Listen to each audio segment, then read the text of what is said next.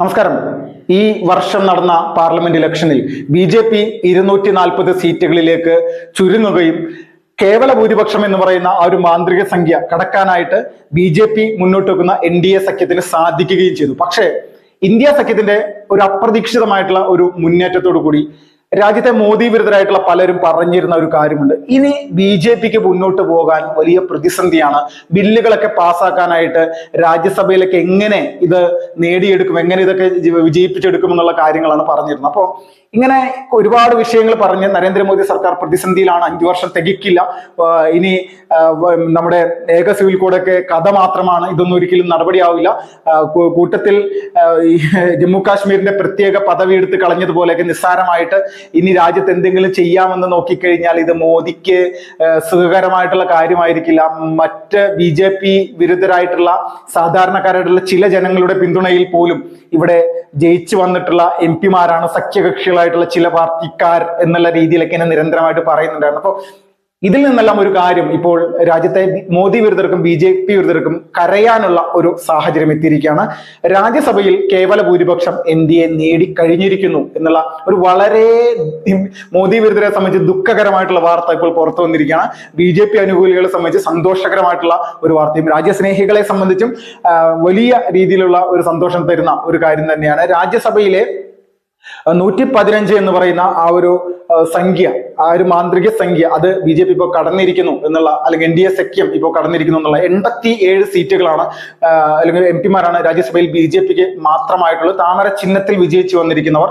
അതിൽ എല്ലാവരും NDA സഖ്യം എല്ലാവരും കൂടിക്കഴിഞ്ഞാൽ 105 ആവുക എന്നുള്ളൊരു സംഭവം. 105 സീറ്റുകൾ അങ്ങനെ NDA സഖ്യത്തിന് മാത്രമുണ്ട്. കൂട്ടത്തിൽ മറ്റൊരു കാര്യം എന്ന് പറഞ്ഞാൽ അതിൽ 6 പേര് സ്വതന്ത്രരായിട്ട് സർക്കാരിനെ പിന്തുണക്കുന്ന ഒരു പ്രത്യേക വിഭാഗം ഉണ്ടല്ലോ, അങ്ങനെ ഒരു 6 MP-മാരാണ് രാജ്യസഭയിലുള്ളത്. അവര് സ്വാഭാവികമായിട്ട് സർക്കാരിനെ പിന്തുണക്കുന്ന ആളുകൾ തന്നെയാണ്. അപ്പോൾ അത് ഒന്നിച്ചു നോക്കുമ്പോൾ 111 സീറ്റുകളാണ്. കൂട്ടത്തിൽ ഇപ്പോൾ ഇവിടെ 12 രാജ്യസഭാ സീറ്റുകളിലേക്കുള്ള ഒരു തിരഞ്ഞെടുപ്പ് നടന്നിരുന്നു. അതിൽ 9 സീറ്റ് BJPയും 2 സീറ്റ് ഇവിടെ BJPയുടെ സഖ്യകക്ഷിയും നേടിയിരിക്കുന്നു എന്നുള്ള വാർത്തയാണ് വന്നിരിക്കുന്നത്. ഒരെണ്ണം തെലങ്കാനയിൽ നിന്ന് കോൺഗ്രസും നേടിയിട്ടുണ്ട്. അപ്പോൾ എല്ലാം കൊണ്ട് നോക്കുമ്പോൾ 12ൽ 11ഉം BJPയുടെ പോക്കറ്റിലേക്ക് എത്തിയിരിക്കുന്നു. 11ആണ് BJPയുടെ സംഖ്യ ഉണ്ടായിരുന്നത്, അത് നേരെ 122 എന്നുള്ള ഒരു അക്കത്തിലേക്ക് BJP എത്തിയിരിക്കും. അപ്പോൾ ഇനി ബില്ലുകളൊക്കെ പാസ്സാക്കുക എന്ന് പറഞ്ഞാൽ വളരെ നിസ്സാരമായിട്ടുള്ള കാര്യമായിട്ട് മാത്രമേ ഇനി കാണാൻ സാധിക്കുന്നുള്ളൂ. ഒരു കാരണവശാലും വലിയ രീതിയിൽ BJPയെ തകർക്കാൻ വേണ്ടിയിട്ട് അമിത്ഷായുടെ അമിട്ട് ഞങ്ങൾ തകർക്കും, നരേന്ദ്രമോദിയുടെ നഖം ഞങ്ങൾ വെട്ടിക്കളയും എന്നൊക്കെ പറഞ്ഞിട്ട് വലിയ രീതിയിൽ കുതിച്ചുചാട്ടം നടത്തിയ ആളുകൾക്ക് എല്ലാവർക്കും ഒരു സുഖകരമല്ലാത്ത ഒരു വാർത്ത തന്നെയാണ് ഇന്ന് പുറത്തു വന്നിരിക്കുന്നത്. എല്ലാ മേഖലയിലും സീറ്റുകളുടെ എണ്ണം ഇത്രയും ബലം പിടിച്ച് 5 വർഷം കൊണ്ട് വലിയ രീതിയിൽ തെറ്റിദ്ധാരണകളൊക്കെ പരത്തി ഒരുപാട് കഷ്ടപ്പെട്ട് ഇത്രയും ചുരുക്കിയിട്ട് പോലും BJP ഇപ്പോഴും സേഫ് സോണിലാണ് എന്നുള്ള വാർത്ത തന്നെയാണ് വന്നുകൊണ്ടിരിക്കുന്നത്. അപ്പോ സ്വാതന്ത്ര്യദിനത്തിന്റെ പ്രത്യേക ആ ഒരു പ്രസംഗം നടത്തിയ സമയത്ത് നരേന്ദ്രമോദി പറഞ്ഞ പ്രധാനപ്പെട്ട ഒരു ബില്ലുണ്ട്. ആ ബില്ല് ഒറ്റ കാര്യം മാത്രമാണ്, രാജ്യത്ത് ഏക സിവിൽ കോഡ് നടപ്പാക്കും. മതപരമായിട്ടുള്ള കാര്യങ്ങളൊന്നും ഉൾപ്പെടുത്താതെ, മതവർഗീയതയൊന്നും ഇല്ലാത്ത രീതിയിലായിരിക്കും ഇത് നടപ്പിലാക്കുക എന്നുള്ള രീതിയിലുള്ള കാര്യങ്ങൾ കൃത്യമായിട്ട് നരേന്ദ്രമോദി അത് പ്രധാനമന്ത്രി പറഞ്ഞിരിക്കുന്ന ഒരു സാഹചര്യത്തിൽ ഇതുപോലെ തൊട്ടടുത്ത സമയങ്ങളിൽ രാജ്യസഭയിലേക്ക് നടന്ന തിരഞ്ഞെടുപ്പുകളിൽ BJP ഇതുപോലെ ഒരു അട്ടിമറി എന്നല്ല, ഏകപക്ഷീയമായിട്ട് എതിരില്ലാതെ തിരഞ്ഞെടുക്കപ്പെടുക എന്നുള്ളൊരു അവസ്ഥയിലേക്ക് കാര്യങ്ങൾ എത്തിയിരിക്കണം. അപ്പോൾ ഇതിൽ നിന്നെല്ലാം ഒരു കാര്യം വ്യക്തമാണ്, BJPയെ കൂച്ചുവിലങ്ങിടാൻ വേണ്ടി ശ്രമിച്ച ഇന്ത്യ സഖ്യത്തിന്റെ അടിവേറിറക്കുന്ന തരത്തിലേക്കുള്ള നിലപാടുകൾ തന്നെയാണ് അമിത്ഷായുടെ കുതന്ത്രങ്ങളിൽ നിന്ന് ഉണ്ടായിരിക്കുന്നത്. ഈ അടിവേറിറക്കുക എന്ന് പറഞ്ഞു കഴിഞ്ഞാൽ പ്രധാനപ്പെട്ട 5 സംസ്ഥാനങ്ങളിൽ നിയമസഭാ തെരഞ്ഞെടുപ്പ് വരുന്ന ഈ ഒരു സാഹചര്യത്തിൽ പോലും ഒരു രീതിയിലും ഇന്ത്യ സഖ്യത്തിന് BJP ഒരു പ്രതിസന്ധിയാകുന്ന തരത്തിലേക്ക് കാര്യങ്ങൾ എത്തിക്കാൻ ഇവർക്ക് സാധിക്കുന്നില്ല. എത്തിക്കണമെങ്കിൽ, എത്തിക്കാവുന്നുവെങ്കിൽ അത് മഹാരാഷ്ട്രയിലായിരിക്കണം.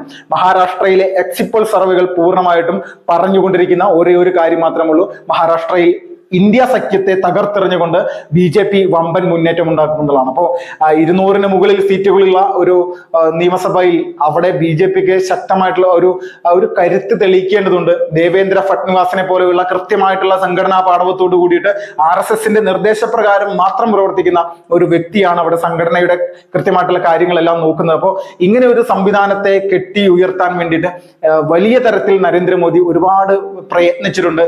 താൽക്കാലികമായിട്ടുള്ള ഒരു ക്ഷീണം മാത്രമാണ് പാർലമെന്റ് തിരഞ്ഞെടുപ്പിലെ കേവല ഭൂരിപക്ഷം നേടിയെടുക്കാനായിട്ട് തങ്ങൾക്ക് സാധിച്ചില്ല എന്നുള്ള ഒരു വിഷയം.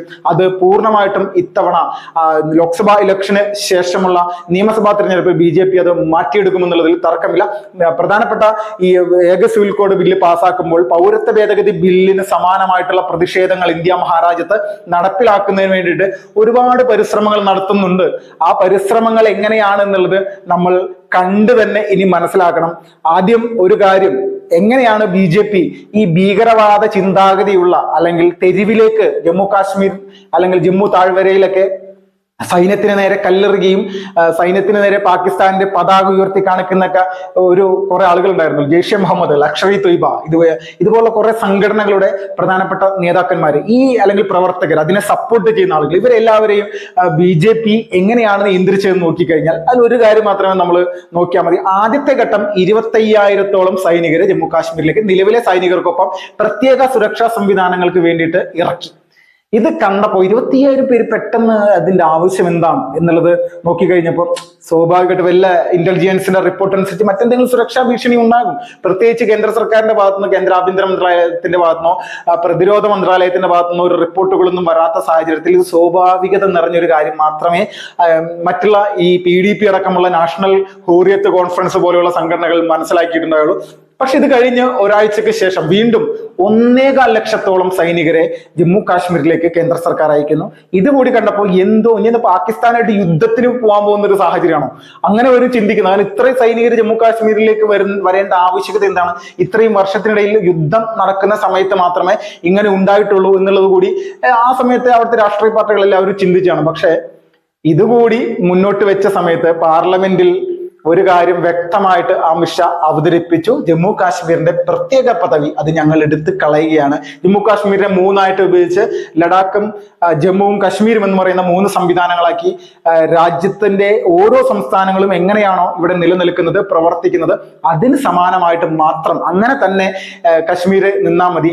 പ്രത്യേക പദവി എടുക്കുമ്പോൾ പ്രത്യേക സ്വഭാവമുള്ള ആളുകൾ ഓരോ ദിവസവും തോക്കും ബോംബുമായിട്ട് രാജ്യത്തെ സൈനികരെ കൊല്ലാനും സാധാരണ ജനങ്ങളെ നശിപ്പിക്കാനും വേണ്ടിയിട്ട് മുന്നോട്ട് വരും. അപ്പൊ പ്രത്യേക സാഹചര്യമൊന്നും ഇനി ജമ്മു കാശ്മീരില്ല. അവിടുത്തെ പ്രത്യേക സാഹചര്യങ്ങളൊക്കെ ഏത് തരത്തിൽ ഞങ്ങൾക്ക് കൈകാര്യം ചെയ്യാൻ പറ്റുമെന്നുള്ളത് അമിത്ഷാ പാർലമെന്റിൽ വ്യക്തമാക്കി പറഞ്ഞതാണ്. അപ്പൊ അതുപോലെയുള്ള വിഷയങ്ങൾ പ്രതിരോധിച്ച് മുന്നോട്ട് വന്ന ഒരു രാഷ്ട്രീയ പാർട്ടിക്ക്, BJPക്ക് അല്ലെങ്കിൽ BJPയുടെ കരുത്തുറ്റ നേതൃത്വത്തിന് രാജ്യസഭയിൽ കേവല ഭൂരിപക്ഷം നേടിയെടുക്കുക എന്നൊക്കെ പറഞ്ഞാൽ അത് പുല്ലുപോലത്തെ ഒരു വിഷയം മാത്രമാണുള്ളത് ഈ ഒരു സമയത്ത് പറയാനുള്ളത്. അപ്പൊ അത്രയ്ക്ക് വലിയ രീതിയിൽ സജീവമായിട്ട് തന്നെ BJP ഓരോ കാര്യങ്ങളെയും നിരീക്ഷിച്ചുകൊണ്ട് മുന്നോട്ട് പോകുന്ന ഒരു അവസ്ഥയിലൂടെ തന്നെയാണ് രാജ്യത്തെ BJP നേതൃത്വം പോയിക്കൊണ്ടിരിക്കുന്നത്. അതിൽ ഒരു തർക്കവുമില്ല.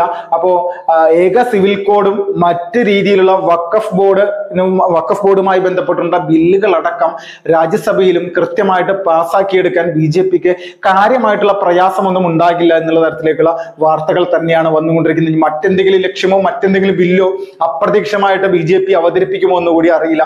എന്താണെങ്കിലും വലിയ രീതിയിലുള്ള സംഭവ വികാസങ്ങൾ വരാനിരിക്കുന്ന ദിവസങ്ങളിൽ രാജ്യ തലസ്ഥാനത്ത് ഉണ്ടാകുമെന്നുള്ളത് തർക്കമില്ല. Vipin Lal, first report.